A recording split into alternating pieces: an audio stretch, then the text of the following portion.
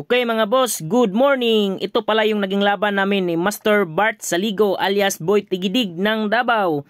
Tumira ako ng 313, nag 115 si Master Bart, 73 lang ako, automatic mag-real. Yan.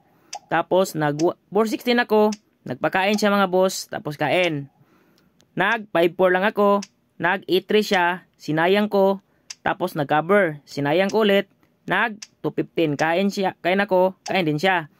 Nag 95 lang ako, 51 siya, nagpakain ako 62, ganyan mga boss. Tapos, sinayang niya mga boss, nag-advance lang ako sa 214.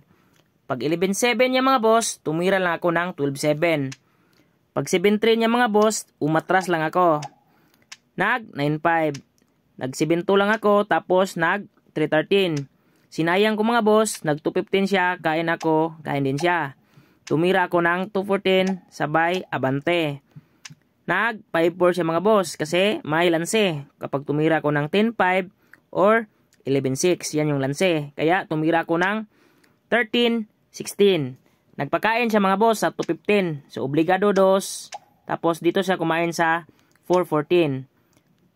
Umiwas lang ako mga boss sa 16.14. Pinabalik niya mga boss. Sabay takbo sa 14.3.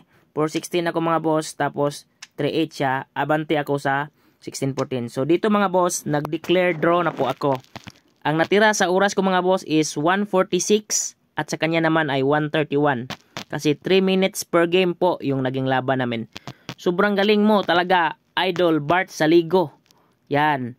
Bihira lang talaga ako makatabla dito mga boss at never pa ako nakatikim ng panalo. Hanggang tabla lang talaga. Masaya na ako makatabla kay Master Bart Saligo. Thank you Master Bart Saligo. Shout out sa iyo.